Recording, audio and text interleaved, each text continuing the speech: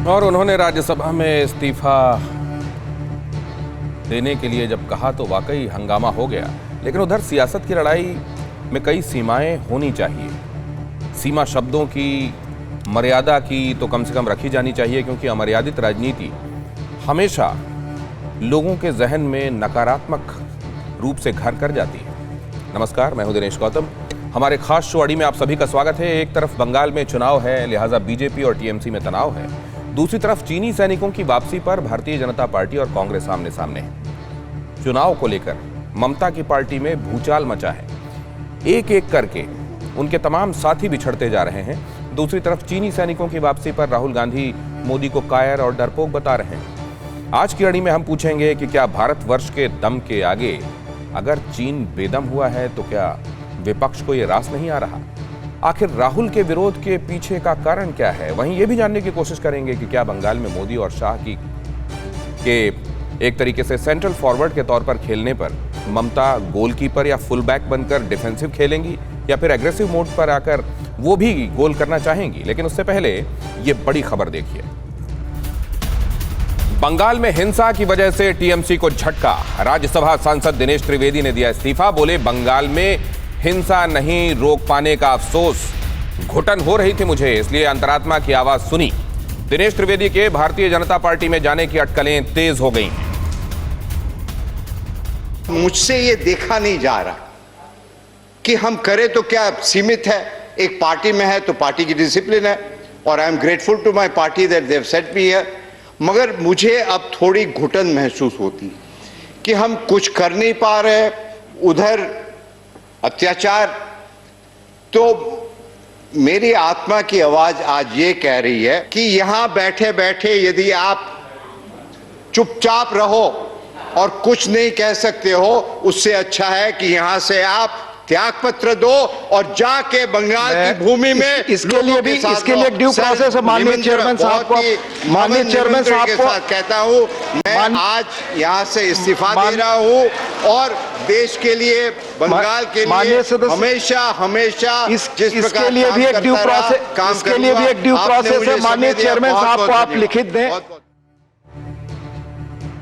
दिनेश त्रिवेदी के बारे में कहा जाता है कि बहुत संभ्रांत, सुशिक्षित, कम बोलने वाले और सुएव किस्म के आदमी हैं। क्या उन्होंने जब ये तय किया तो वाकई अंतरात्मा की आवाज़ को काफ़ी लंबे वक्त तक सुनने समझने के बाद उन्होंने ये तय किया? और अगर ऐसा है तो क्या ये तृणमूल कांग्रेस के लिए इशारा है?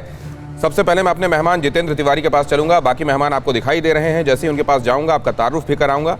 लेकिन सबसे पहले जितेंद्र तिवारी, आपसे ये क्या हो गया? देखिए, जहां तक दिनेश त्रिवेदी जी का सवाल है, हमारी पार्टी ने उन्हें पूरा सम्मान दिया। लोकसभा चुनाव में पराजित होने के बावजूद हमारी पार्टी ने उन्हें अपर हाउस में भेजा। लेकिन हमारी पार्टी की विशेषता है कि हमारी पार्टी कार्यकर्ताओं की पार्टी है, नेताओं की पार्टी नहीं। और कार्यकर्ता ही इसकी शक्ति है।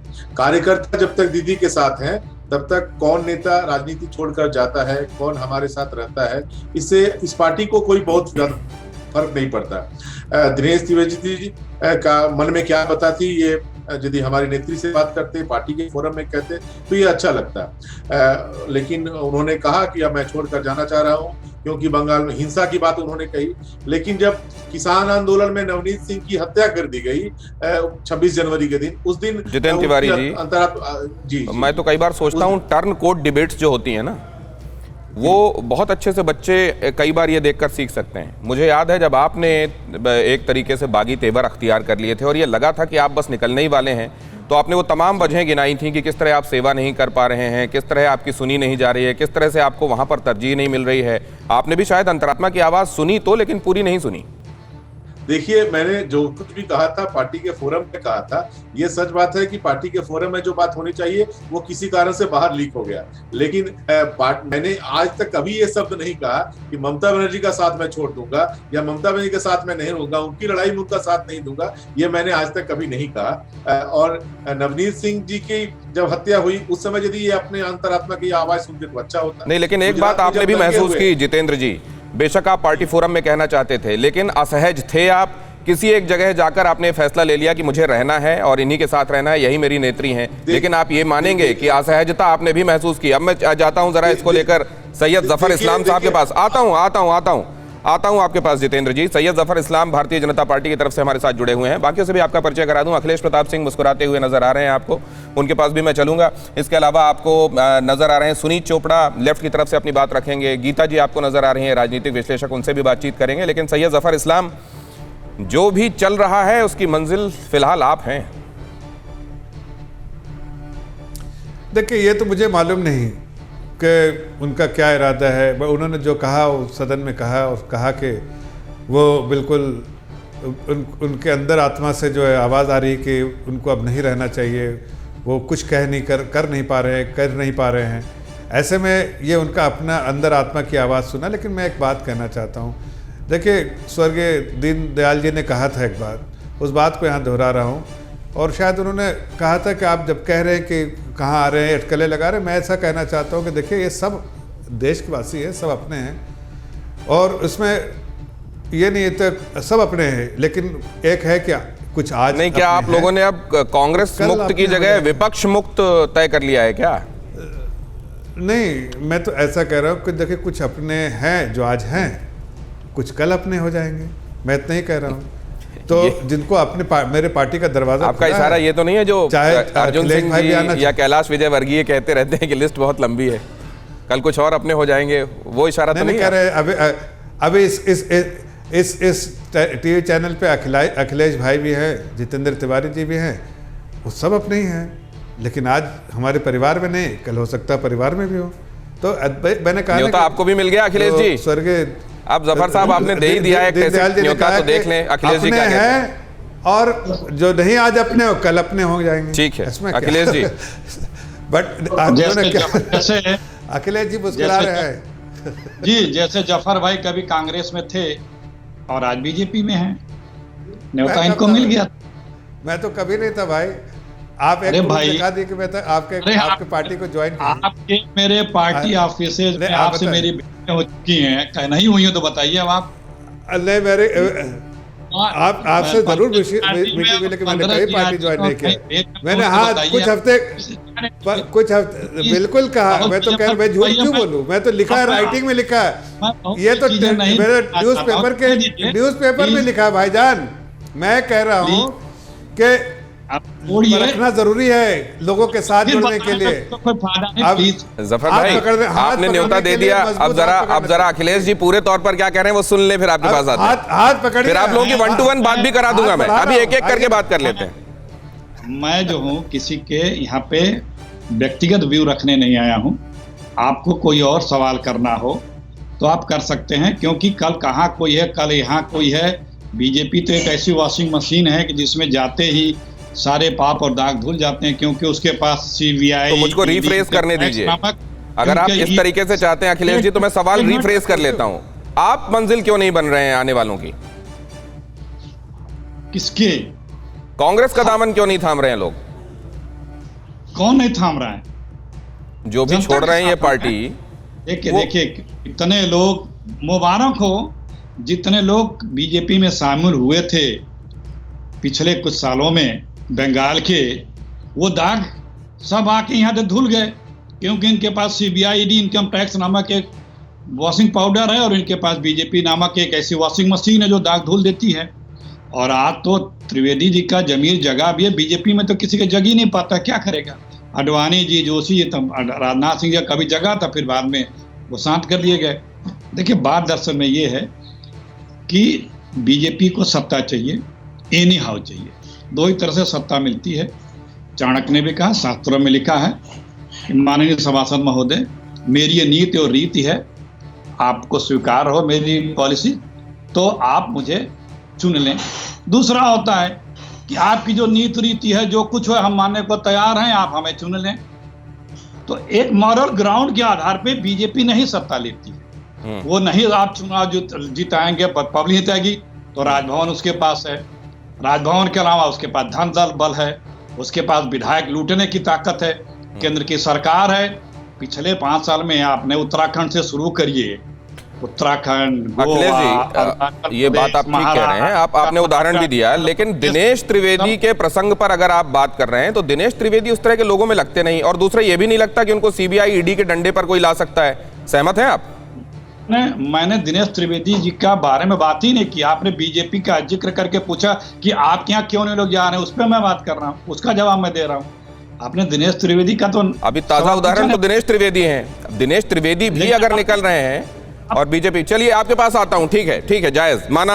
आपसे सवाल मैंने पूछा कि आप मंजिल क्यों नहीं बन रहे हैं, तो आपने कहा कि हम साम दाम दंड भेद नहीं कर रहे हैं, इसलिए हम मंजिल नहीं बन रहे हैं। सारे लोग ये साम दाम दंड भेद की वजह से जा रहे हैं क्या? ये मेरा सप्लीमेंट था, क्या उसमें ये भी जा रहे हैं, दिनेश त्रिवेदी भी साम दाम दंड भेद की जगह से? ये मेरा सप्लीमेंट्री सवाल था। खैर, इस्तीफे के बाद दिनेश त्रिवेदी ने भारतवर्ष से क्या कहा? उन्होंने कहा कि मेरे ऊपर से बोझ हट गया, आजाद हूं मैं। दिनेश त्रिवेदी ने कहा इस्तीफे के बाद मुझे मुक्ति सी मिल गई है, मेरी तुलना ममता बनर्जी से ठीक नहीं है, कहा दिनेश त्रिवेदी ने। कि आज हम अपने आप को थोड़ा रिलीफ मानते हैं कि बोझा गया। जो असमंजन में होता है ना, तब बोझा रहता है, और जो असमंजस की स्थिति नहीं रही है, उसीलिए आज मैं ये महसूस कर रहा हूँ कि मैं आज़ाद हूँ। जितेंद्र जी देखिए, ये कम से कम दिनेश त्रिवेदी जब कह रहे हैं तो इसको समझा जाना चाहिए। बाकी सबके बारे में मैं बात कर सकता हूं मुख्तलिफ, लेकिन दिनेश त्रिवेदी एक डिफरेंट मेटल के आदमी।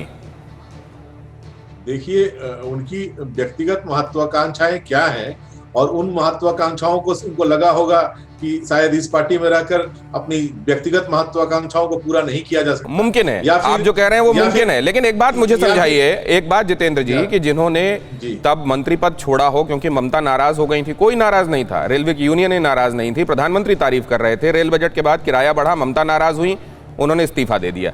अगर महत्वाकांक्षी होते तो जाहिर है एकदम इस लाइन पर नहीं चलते, और महत्वाकांक्षी होते तो इतने दिनों तक नहीं सहते रहते। देखिए, हमारी पार्टी ने लोकसभा चुनाव में पराजित होने के बावजूद उन्हें अपर हाउस में भेजा, तो पार्टी भी उनके साथ है, लेकिन पार्टी की नीतियों पर जो लोग पार्टी के रिप्रेजेंटेटिव के रूप में संसद में जाते हैं, ये उनकी जिम्मेदारी होती है कि पार्टी का जो मैनिफेस्टो हो उस पर काम करें। जहां तक रेल बजट का सवाल है, रेल बजट में हमारी ममता बनर्जी का ये स्पष्ट नीति थी कि हम एक पैसा भी किराया नहीं बढ़ाएंगे। इसके बावजूद व्यक्तिगत रूप से अपना, ठीक है, बाकी मेहमानों का मैं रुख करता हूं। आपने कहा कि पता नहीं क्या महत्वाकांक्षा है, लेकिन आप लोगों ने यह भी कहा कि हम जो है अब तृण के मूल को राज्यसभा भेज पाएंगे। पता नहीं पहले क्या मजबूरी थी, क्या वो ब्लैकमेल कर रहे थे या उन्होंने आप लोगों को दबा रखा था कि नहीं मुझे ही भेजो, ये मैं समझना चाहूंगा। लेकिन पहले सुनीत चोपड़ा साहब, ये चल क्या रहा है, ये इसके निहितार्थ आप समझा सकते हैं, क्योंकि डायरेक्ट पार्टी आप नजर नहीं आ रहे हैं मुझको इसमें। डायरेक्ट पार्टी हम उसमें नहीं हैं, लेकिन मैं आपको बता दूं कि जो टेंशन पैदा हो रही है वो ममता जी के लिए अच्छी नहीं है। आज Delhi university, JNU, Ambedkar university के छात्रों ने बड़ा भारी प्रदर्शन किया है और बंगाल भवन के अंदर तक गए। ये मेरे को समझ नहीं आती कि आप नौजवानों पे, बच्चों पे शिक्षा और रोजगार की लड़ाई में क्यों आप परेशानियां ये पैदा कर रहे हैं और अपने लिए एक बवाल पैदा कर रहे हैं। मेरे को तो समझ नहीं आ रही, ये टेंशन होगी। मैं तो समझ रहा था इनको कोई टेंशन नहीं है, अब मुझे लग रहा है कि टेंशन है। अब ये तनाव दिखाई देने लगा है। गीता भट्ट, ये वाकई तनाव है, ये कुछ और है, ये साम दाम दंड भेद है, ये पर्सनल एम्बिशंस, एस्पिरेशंस हैं, क्या है असल में ये? दिनेश जी, इनको इस प्रश्न को दो भागों में बांटा जा सकता है। पहली बात यह है कि जिस प्रकार से दिनेश त्रिवेदी ने अपना भाषण आज जो उन्होंने संसद में कहा, उसमें उन्होंने बड़े साफ शब्दों में जिस प्रकार से पश्चिम बंगाल में जो कानून व्यवस्था की परिस्थिति है और जिसके लिए वो कुछ भी न कर पाने में जो अपनी उन्होंने असमर्थता वहां जताई, वो अपने आप में एक बड़ा गंभीर प्रश्न है। और साथ ही साथ जो आगे आने वाला जो खतरा है ममता बनर्जी जी के लिए, वो भी साफ साफ दिखाई दे रहा है। आज उन्हें नींद नहीं आएगी ठीक से, एक बार पुनः वो खतरा उनको आज दिखाई दिया है। और एक बात जो और मैं यहाँ याद दिलाना चाहूंगी वो यह दिनेश जी कि दिनेश त्रिवेदी जी ने 2014 के लोकसभा चुनाव में वामपंथी प्रत्याशी को हरा के बाराकपुर का चुनाव जीता था टीएमसी के टिकट पे, और 2019 में उन्हीं के नंबर 2 अर्जुन सिंह जो थे, उन्होंने भाजपा से चुनाव का टिकट लिया और प्रत्याशी थे, और उन्होंने इन्हें हराया बाराकपुर से। उसके बाद ये राज्यसभा आए हैं। तो कहीं ना कहीं जो पश्चिम आता हूँ, बंगाल का जो देख रहा हूँ सर, जनमानस आप कभी है, जफर उसका भाई को भी जो स्वभाव, जो उनका मानस बन रहा है वहां की जनता का, वो भी लोगों को दिखाई दे रहा है। तो क्या ये जनता का मानस बन रहा है? क्या ये जनता ने मन बनाया है? जनता की नब्ज समझते हुए राजनेता ये फैसला ले रहे हैं क्या? हम उस पर आएंगे, लेकिन दिनेश त्रिवेदी के इस्तीफे पर तृणमूल कांग्रेस ने क्या कहा? उन्होंने कहा कि जमीन से जुड़े कार्यकर्ता को भेजेंगे हम राज्यसभा, ग्रास रूट लेवल के कार्यकर्ता जाएंगे राज्यसभा, क्योंकि तृणमूल का शब्द का मतलब ही है ग्रास रूट। तो अब ग्रास रूट लेवल पर काम करने वाले व्यक्ति को भेजा जाएगा, कार्यकर्ता को भेजा जाएगा राज्यसभा। टीएमसी नेता सुखेंदु शेखर रॉय ने यह बयान दिया है। लेकिन अब ये जरा देखें आप, दिनेश त्रिवेदी को जो लोग जानते हैं वो ये जानते हैं कि वो बंगाल में बेशक रहे, लेकिन वो गुजराती माता पिता की संतान हैं। दिल्ली में पढ़ाई की उन्होंने, उसके बाद वो कलकत्ता में पढ़ाई करने के बाद अमेरिका चले गए थे। लौटने के बाद 80 के दशक में उन्होंने राजनीति में प्रवेश किया। पहले उन्होंने कांग्रेस का दामन थामा, फिर जनता दल चले गए, राज्यसभा गए, और उसके बाद तृणमूल कांग्रेस आए, राज्यसभा गए, और उसके बाद लोकसभा से भी 2 बार चुनाव जीतकर तीसरी बार वो चुनाव हारे, और इस बार राज्यसभा से वो तृणमूल कांग्रेस को रिप्रेजेंट कर रहे थे, लेकिन उन्होंने आज राज्यसभा से इस्तीफा दे दिया। ममता दीदी के ये लोग जो उनके खास थे, अब बेगाने क्यों होते जा रहे हैं? ममता दीदी के जो फर्मा बरदार थे, जो हुक्म की तामील करते थे, वो नाराज क्यों होते जा रहे हैं? ये देखिए, दिनेश त्रिवेदी का ट्विटर हैंडल बहुत कुछ कहता है। यहां देखिए आप, दिनेश त्रिवेदी ममता बनर्जी अपनी नेत्री के साथ नजर आ रहे हैं, और ये दिखा रहा है कि उनके और उनकी नेत्री के बीच में सब कुछ ठीक है और वो पूरे तौर पर उनके साथ हैं। लेकिन यहां देखिए, हालांकि दिनेश त्रिवेदी के लिए सुभाष चंद्र बोस की या विवेकानंद जी के विचारों को मानना, अनुकरण करना कोई नई बात नहीं है। कहा यह भी जाता है कि जब उन्होंने एक बार जाकर रामकृष्ण मिशन में एक खास एडवर्टीजमेंट को देखा था, तो उन्होंने संत बनने की ठान ली थी और वैराग्य में जाने की सोच ली थी, लेकिन उनके घर वालों और शिकागो में एक संत के कहने पर उन्होंने इसको बाद में बदला था। वरना विवेकानंद, आज भी उन्होंने विवेकानंद को कोट किया और ये कहा कि वो कहा करते थे कि उठो जागो और तब तक रुको मत जब तक तुम अपनी मंजिल पर पहुंच नहीं जाओ। तो विवेकानंद से वो प्रभावित हैं, लेकिन विवेकानंद को अचानक वहां पर रखना, विवेकानंद को जो कि बंगाल की विभूति हैं, विवेकानंद को जिनको लेकर भारतीय जनता पार्टी बहुत एग्रेसिव तरीके से आप देखते हैं इस बार बंगाल में चुनावों के पहले इस विभूति को सेलिब्रेट करती हुई नजर आई, और यहां ममता बनर्जी जो उनके लिए सब कुछ हुआ करती थी, वो ममता बनर्जी अब बेगानी नजर आ रही हैं। इसके अलावा जरा कुछ एक बातें देखिए। ये कहा जाता है कि 9 साल की गड़ी हुई फांस थी असल में, जो आज दिनेश त्रिवेदी ने निकाल के फेंकी। रेल बजट का वो जो प्रसंग है जिसका मैं जिक्र कर रहा था, 2012 में जब रेल बजट पेश किया गया, उन्होंने रेल बजट पेश किया, उसमें किराए बढ़ाए, उनको ये लगा कि किराया बढ़ाना आवश्यक है, और इस बात को लेकर रेल यूनियनें भी जो थीं वो इसको ठीक बता रही थीं और कहीं भी विरोध के स्वर नहीं थे। लेकिन ममता बनर्जी का कहना यह था कि रेल किराया नहीं बढ़ाया जाना चाहिए यात्रियों को, और इस वजह से उन्होंने मनमोहन सिंह से यह कहा कि इनका इस्तीफा लीजिए, इनको कहा गया इस्तीफा दीजिए, और उनकी जगह मुकुल रॉय को कहा गया कि अब इसमें अकोमोडेट किया जाए।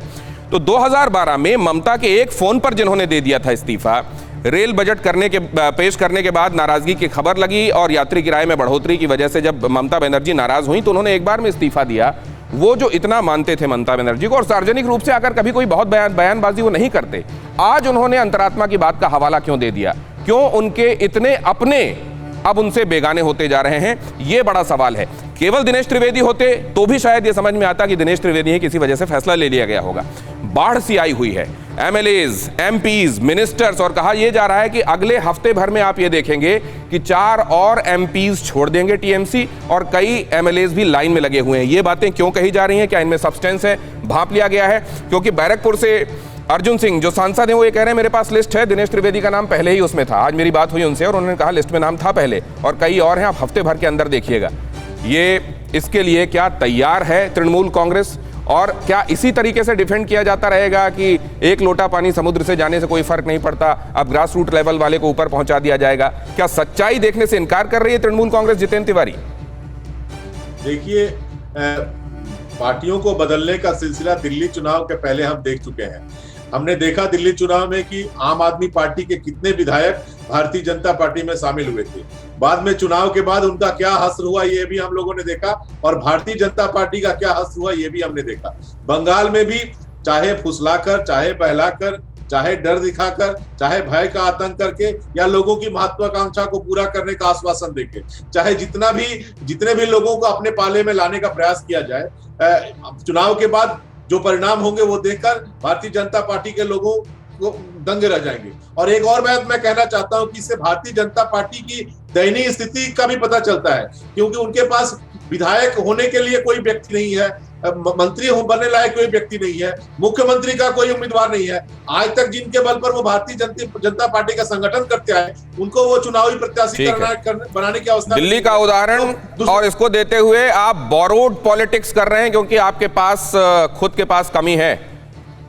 जफर साहब से देखिए किसी भी पार्टी को ये पूरा अधिकार है कि उस पार्टी में कोई अगर जुड़ना चाहे तो उसका वेलकम करें। हमें भी वो अधिकार है। क्या ये सिर्फ अधिकार टीएमसी को है? क्या ये अधिकार सिर्फ कांग्रेस पार्टी को है या कोई और? ये अधिकार सिर्फ भारतीय जनता पार्टी को नहीं है। अगर भारतीय जनता पार्टी वो धर्म जिस तरह जो एक आम जनता के साथ निभाना चाहिए देश के शासन में, अगर हम पूरे लोगों का कॉन्फिडेंस जीत रहे हैं और लोग हमसे जुड़ना चाहते हैं तो क्या बुरा है? आपके कहने का मतलब यह है कि ये स्वतः स्फूर्त है और आप सिर्फ वेलकम कर रहे हैं। अखिलेश जी, आ रहा हूं आपके पास। जफर साहब, आपने कहा ये स्पॉन्टेनियस हो रहा है और आप वेलकम कर रहे हैं। अच्छा, जफर भाई खत्म कीजिए। अखिलेश जी, आ रहा हूं आपके पास। सिर्फ 10 सेकंड। देखिए, सबसे बड़ी बात है कि अगर जनता का कॉन्फिडेंस वहां के शासन से खत्म हो जाए तो उसको कोई नहीं बचा सकता। और आज वही हालत है। ये नेता आ रहे हैं जा रहे हैं, उसको मत देखिए। वहां के लोगों का नेता क्यों छोड़ के आता है? इसलिए आता है कि उसको वहां लगता है कि इस पार्टी से लोगों का कॉन्फिडेंस खत्म हो चुका है। अब वो कॉन्फिडेंस जो है ममता बनर्जी हार चुकी है। मतलब आजकल लाइफ लॉन्ग आइडियोलॉजी वाली लीडरशिप में कोई बात नहीं है। नहीं, देखिए, आइडियोलॉजी अगर हमारी पार्टी कोई ज्वाइन करता है तो वो आइडियोलॉजी के साथ ही ज्वाइन करता है कि नहीं, मतलब उसकी पहले वाली आइडियोलॉजी उसके लिए अब गौण हो गई ना। अखिलेश जी के पास चलते हैं। अखिलेश जी, स्पॉन्टेनिटी के साथ ये हो रहा है। आइए, ठीक है जफर भाई, ओके, अखिलेश जी के पास चलते हैं। मैं अभी स्पॉन्टेनिटी बता रहा हूं। आप इतने देर से एक दिनेश त्रिवेदी जी के इस्तीफे को लेकर के इतने चिंतित हैं, व्यथित हैं, लंबी लंबी तकरीरें दे रहे हैं, बीजेपी के साथ ही बता रहे हैं। एक व्यक्ति के इस्तीफे से कुछ और लोगों ने दिया होगा। यहां तो आदरणीय मोदी जी की जो पार्टी है ना, एनडीए, शिवसेना चली गई। व्यक्ति की बात मैं नहीं कर रहा हूं, जो सबसे पुराने अलायंस थे, शिवसेना चली गई राम राम करके। उसके बाद अकाली दल, वो चले गए। उसके बाद ये जो बेनीवाल जी राजस्थान वाले, वो भी चले गए। चौथे चौटाला जी दहलीज पे पहुंच गए हैं, अपनी मेंबरशिप की इस्तीफा दे चुके हैं और किस तरह की भाषा बोलने देख रहे हैं। अरे अपनी चिंता करिए बीजेपी वालों, आदरणीय मोदी जी और आदरणीय दिनेश जी। व्यक्ति नहीं, जो संस्थानें चले जा रहे हैं एनडीए से, बड़ा वो है, क्योंकि इन लोगों को पता है कि यहाँ पे क्या चल रहा है। ये एंटी पब्लिक जो एक गवर्नमेंट बन चुकी है। भले आपके पास जनादेश हो, लेकिन आपका जो विश्वसनीयता है वो समाप्त हो चुकी है। सत्ता में भले आप बने, सैयद जफर इस्लाम समाप्त हो चुका है। तथ्यात्मक बात कर रहे हैं अखिलेश। वो ये कह रहे हैं कि आपके साथ ही कहां जाते जा रहे हैं, इस बारे में सोच रहे हैं आप? देखिए, आज हमारे साथ कोई जा रहा है तो कोई आ भी रहा है, और हमारे जाने वाले लोग नहीं, हमारा प्रिंसिपल है। हम किसी के साथ अगर हाथ मिलाते हैं तो सख्ती से उसका हाथ पकड़ते हैं, मजबूती से। हमने कभी किसी को नहीं छोड़ा है, चाहे हम उसमें हमारी हार हो चाहे जो जीत हो, इसलिए कि हम वो कोलिशन धर्मा जो है उसको पूरा निभाते हैं। ऐसे में अगर किसी पार्टी की अपनी महत्वाकांक्षा हो और उसको लगता है कि वो पावर में रहने के लिए भारतीय जनता पार्टी से दूर जाके रह सकती है, ऐसे लोगों ने ट्राई किया है। उसमें लोगों को एक बार वो धोखा दे सकती है, बार बार नहीं। आप अगर शिवसेना कुछ कहना चाह रहे हैं इसमें अखिलेश जी आपसे? सुन लीजिए, आप दोनों के ऑडियो ऑन है, आप दोनों एक दूसरे से बात भी कर सकते हैं इस दौरान। कहिए अखिलेश जी। नहीं, शिवसेना को अगली बार वहां की जनता इस तरह हराएगी कि उसके आप समीक्षा भी अभी नहीं कर पाते। इन्होंने अभी एक तर्क दिया और कांग्रेस तो हो गया। तो अगर आपको बोलना हो तो आप बोलते रहिए, फिर मैं चुप हो जाऊंगा। देखिए इन्होंने कहा कि बोलिए सत्ता भैया, के लिए, बोलिए, अरे कहाँ भाई परेशान हो सत्ता रहे के हैं? लिए जफर मैं भाई, परेशान नहीं आप दोनों के होता। ऑडियो मैं मैंने खोले परेशान हैं, नहीं लेकिन होता। एक के बाद एक अगर आप कहेंगे ना तो हम लोग समझ पाएंगे। मैं पहले अखिलेश जी मैं- अपनी बात जल्दी से पूरी कीजिए। देखिए जो लोग गए हैं वो सत्ता छोड़ के गए हैं। ये गलतफहमी है, ये गलत बयानी बंद कर दिए कि सत्ता के लिए लोग जा रहे हैं। सत्ता के लिए आपके यहाँ भले लोग आ रहे होंगे और आप सत्ता के लिए लोगों पे, सत्ता के बल पे आप दबाव बनाते हैं, गलत सत्ता का प्रयोग करते हैं। मैं जवाब तो आप दे दूं। सत्ता में हैं और सत्ता दिल्ली में के रहते सत्ता हुए में- आपके सहयोगी आपको आप छोड़कर गए हैं। उनका सहयोग छोड़ के जा रहे ठीक हैं, है। वो भी सत्ता के भागीदार थे। ठीक है, अब जरा जवाब मुझे लीजिए। गुजराती में जवाब दे। जवाब लीजिए अखिलेश जी, टाइम कम है। महाराष्ट्र क्या में जवाब है इसका? क्या जवाब है? महाराष्ट्र अरे मैं सुन लीजिए, महाराष्ट्र में सत्ता के लिए गए कि सत्ता छोड़ के गए? बताइए। सत्ता के लिए गए, इसलिए कि उनको चाहिए था मुख्यमंत्री जी जो यहाँ पर बिल्कुल, अगर हमें सत्ता चाहिए तो मैं उनको रोक लेता, ये जान लीजिए। दूसरी बात, अगर आप पंजाब की बात कर रहे हैं तो उनको लगता है कि वहाँ शायद अगर इस तरह का स्टैंड जो अपना यू टर्न लेंगे स्टैंड से, तो शायद आने वाले पंजाब के इलेक्शन में उसको फ़ायदा होगा और शायद उसके बेहतर जो एकदम खस्ता हालत है उससे बेहतर होगा। लेकिन दोनों जगह मैं आपको यकीन से बताना चाह रहा हूँ, जनता जो है इस तरह की चाल समझती है। अभी आप क्यों बेहाल है मालूम है आपको अखिलेश जी? जनता आपको बेहाल क्यों कर दी है? इसलिए कि आप लोगों ने जनता को कभी समझा ही नहीं। अरे जनता को समझते तो आज इस तरह से बेहाली नहीं होती आपकी। चलिए, जनता को कौन समझता है इस पर चर्चा आगे बढ़ाएंगे, लेकिन बंगाल में भारतीय जनता पार्टी के कार्यकर्ताओं पर जानलेवा हमला। भारतीय जनता पार्टी ने टीएमसी पर फिर से लगाया आरोप। तृणमूल कांग्रेस के गुंडों ने खौलता हुआ पानी डाला। बंगाल की जनता टीएमसी को उखाड़ फेंकेगी। ये आप जो तस्वीर देख रहे हैं, इसमें खौलता हुआ पानी डाला गया है इस व्यक्ति के ऊपर जो भारतीय जनता पार्टी का समर्थक बताया जाता है, और इसके ऊपर खौलता हुआ पानी डाला है तृणमूल कांग्रेस के लोगों ने। ये आरोप भारतीय जनता पार्टी ने लगाया है और ऐसी गुंडागर्दी करने वाली पार्टी को इस बार उखाड़ दिया जाएगा। भारतीय जनता पार्टी ने ये रिजॉल्व एक बार फिर से दोहराया है। अब इसको लेकर जरा गीता जी के पास जाकर ये समझें कि ये जनता के बीच में ये मुद्दा है और लोग इसको सब्सक्राइब कर रहे हैं क्या, देख रहे हैं क्या? क्योंकि अगर ये तृणमूल कांग्रेस कर रही है तो एक के बाद दूसरा कर रही है, बाज नहीं आ रही है, वो अपने पैरों पर कुल्हाड़ी क्यों मारेगी? दिनेश जी, जिस प्रकार का एक जो लगभग 30 वर्षों तक जिस प्रकार से वामपंथियों ने वहाँ पे एक जो हिंसा का एक जो पॉलिटिकल जिसे आप कहते हैं वायलेंस, उसका जो एक उन्होंने जो एक संस्कृति बनाई, उसी को जब टीएमसी आई तो उन्होंने उसी को ही एक तरह से अडॉप्ट कर लिया, उसी को ग्रहण कर लिया। और वही कारण है कि आज भी आपको वही संस्कृति वहाँ दिखाई, हिंसात्मक राजनीति की संस्कृति वहाँ दिखाई देती है। और एक बात मैं यहाँ पे और भी जोड़ना चाहूंगी कि जो कुशासन और हिंसा वहाँ है, जिस प्रकार का भ्रष्टाचार है, वो बार बार वहाँ जो है हम सबके पास न्यूज में, अखबारों में आता रहता है। लेकिन जो वंशवाद, जो भी दल जो है, राजनीतिक दल वंशवाद से घिर जाता है, कांग्रेस का क्या हाशर हुआ है वो हम देख ही रहे हैं। वहां भी तृणमूल में भी जो इतने वहां के जो वरिष्ठ नेता हैं जिन्होंने उस राजनीतिक दल को बनाने के लिए अपना खून पसीना लगाया, आज लेकिन गीता जी, इससे कौन बचा हुआ है? इससे कौन बचा हुआ है? क्या भारतीय जनता पार्टी में प्रोमिनेंट लीडर्स नहीं है क्या, जिनके बच्चे अब पॉलिटिक्स में हैं? देखिए, नहीं तो इससे कौन बचा हुआ है? कहीं पर जो केंद्रीय भूमिका में जो परिवार है, जगह बनाते हैं, लेकिन पूरी जो वहां पे जिस प्रकार से ये वहां की जो अगर आप वहां पे जो स्थानीय जनता है वहां की, उनसे चलिए, लेकिन हम हिंसा से परिवारवाद पर चले गए हैं, विषयांतर हो रहा है। अब जरा फिर से मुद्दे पर लौटते हैं। प्रधानमंत्री नरेंद्र मोदी पर राहुल गांधी का एक बड़ा आरोप आज देखने को मिला। राहुल ने कहा कि मोदी ने चीन को जमीन बेच दी है। राहुल ने कहा कि प्रधानमंत्री मोदी डरपोक हैं। मोदी ने चीन के सामने मत्था टेक दिया है, राहुल गांधी ने यह तक कहा। हिंदुस्तान की जमीन, पवित्र जमीन, नरेंद्र मोदी ने चाइना को पकड़ाई है, यह सच्चाई है। चाइना के सामने नरेंद्र मोदी ने अपना सिर झुका दिया, मत्था टेक दिया। हमारी जमीन फिंगर 4 तक है। नरेंद्र मोदी ने फिंगर 3 से फिंगर 4 की जमीन, जो हिंदुस्तान की पवित्र जमीन है, वो चाइना को पकड़ा दी है। सच्चाई यह है कि हमारी जो पवित्र जमीन है, नरेंद्र मोदी ने चाइना को दी है। यह सवाल है, इसका जवाब दें। सुनीत चोपड़ा जी, ठीक कहा है क्या राहुल गांधी ने?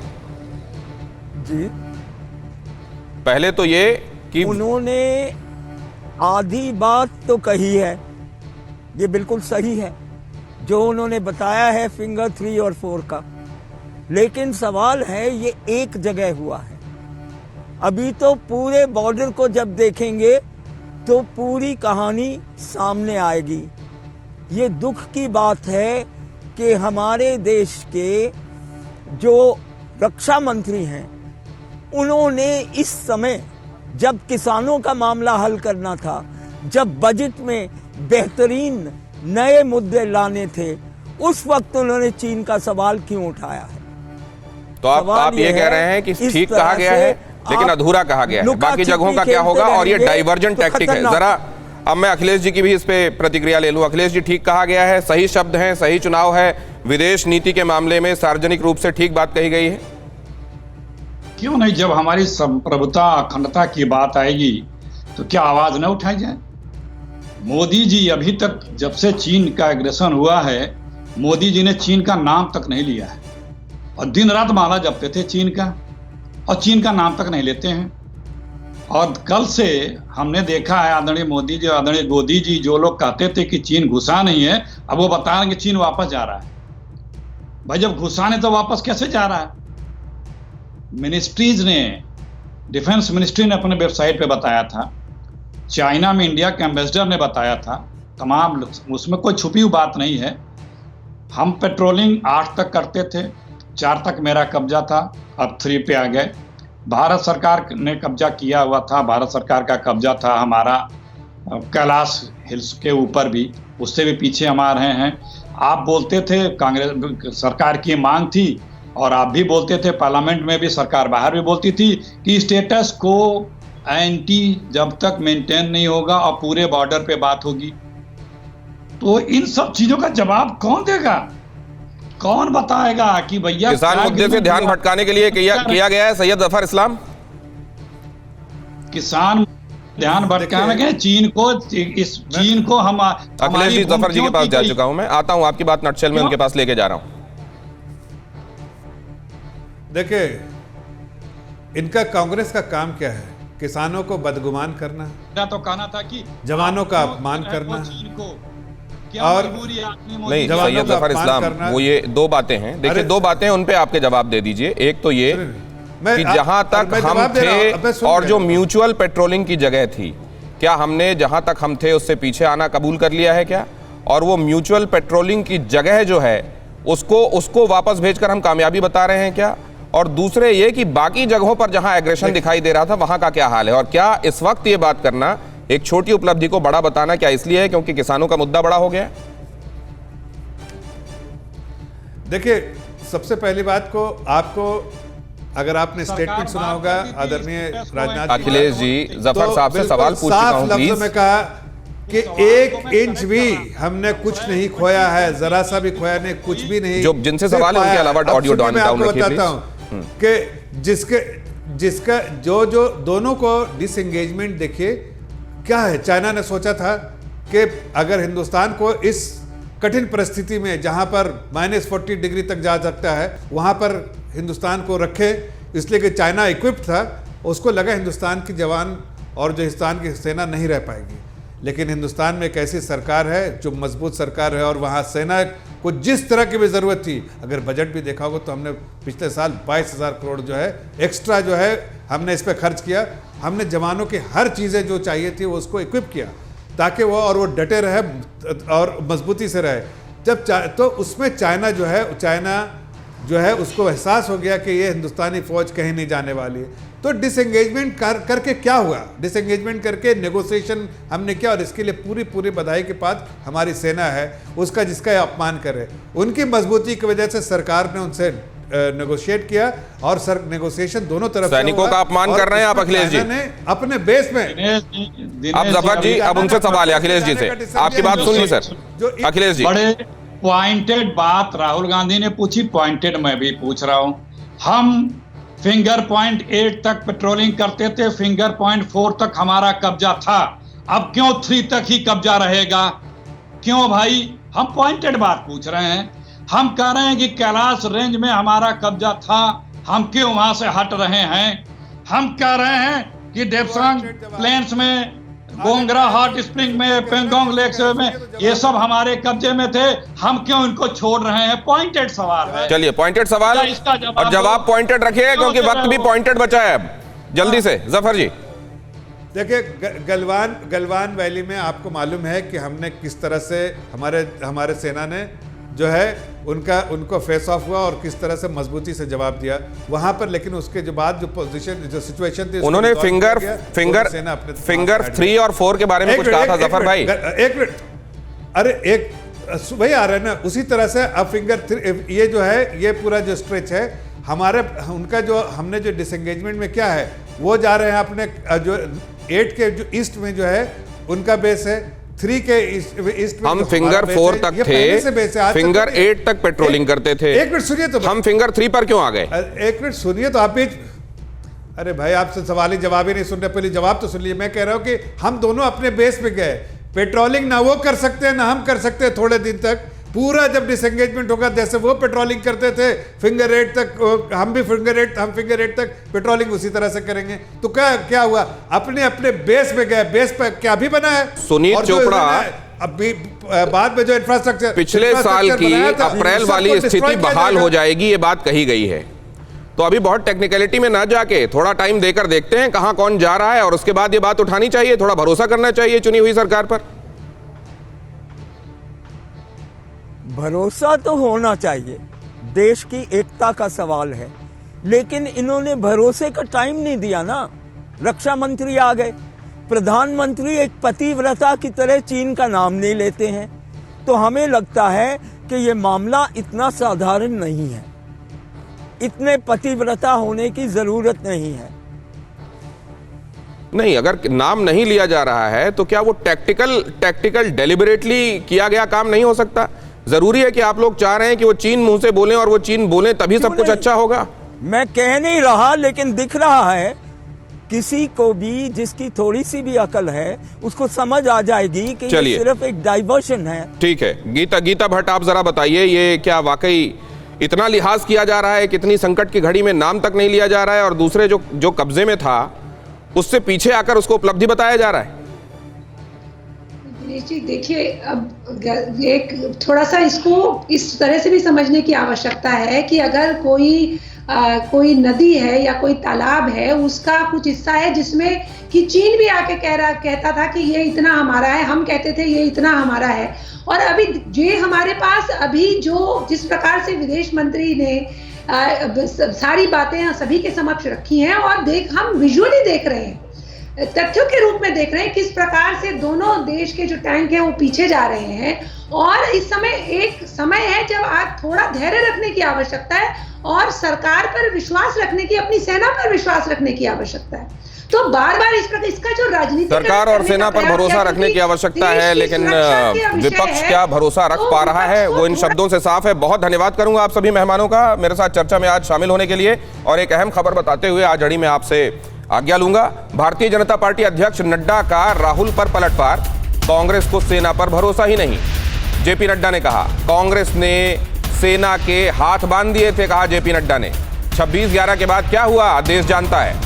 भारत ने चीन को जमीन नहीं दी, भ्रष्ट कांग्रेस ने चीन को जमीन दी थी। सत्ता के लिए कांग्रेस ने देश को तोड़ा, कहा भारतीय जनता पार्टी के अध्यक्ष ने। न्यूज़ टॉप 9 रोज सुबह 7 बजे और शाम 7 बजे सिर्फ TV9 भारतवर्ष पर।